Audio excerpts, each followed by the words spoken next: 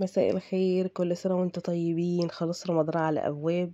ام احمد عماله تقول لي مش هياخد فسيخ قبل رمضان، فايته كتير.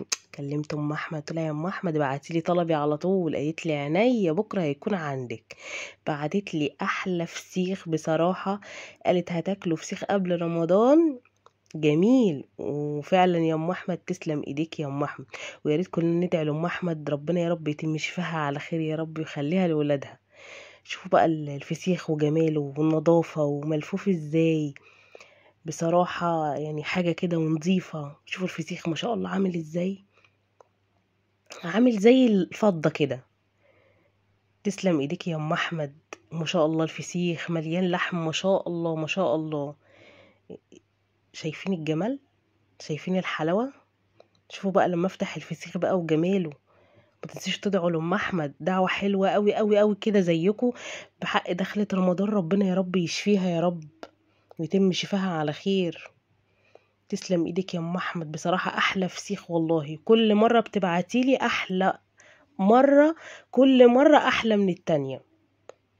تسلم ايديكي وتسلم عينيكي. بفتحه اهو زيك اهو يا ام احمد، اهو اتعلمت منك اهو. بفتحه صح ولا لا؟ شوفوا انتوا بفتحه صح ولا لا. لازم تفتحوه برضه عشان هي بتقول لكم البطن تطلعوها عشان ما يعملش على الفسيخ كله. تسلم ايديك يا ام احمد والله الحاجه زي الفل.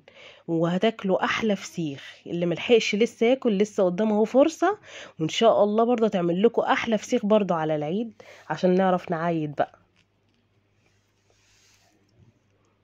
شايفين الفسيخ وجماله. بناكله كده يا ام احمد بينزل في القلب على طول. ايوه اول ام احمد بقى لما بتفتح الفسيخ بتقول لكم ايه؟ الله الله. شايفين انتوا هتشوفوا بنفسكم اهو زي ما بتفتح الفسيخ عندها برضه. شايفين ميك اب رباني. يا جمالك يا احمد، يا حلاوتك يا احمد. شايفين الفسيخ وجماله ولونه. تسلم ايديك يا ام احمد والله وتسلم احمد. ربنا يخليهم لك وادعوا لها والنبي من قلبكم. ادعوا لها ربنا يا رب يخليها لولادها. الست دي شقيانه والمفروض اكلة عدنان يروح يصور عندها. وانا كلمتهم كذا مره، انا بقالي سنه اهو بكلمهم على الفيسبوك بقول لهم انتوا تروحوا تصوروا عند ام احمد. لازم يروحوا يصوروا عند ام احمد.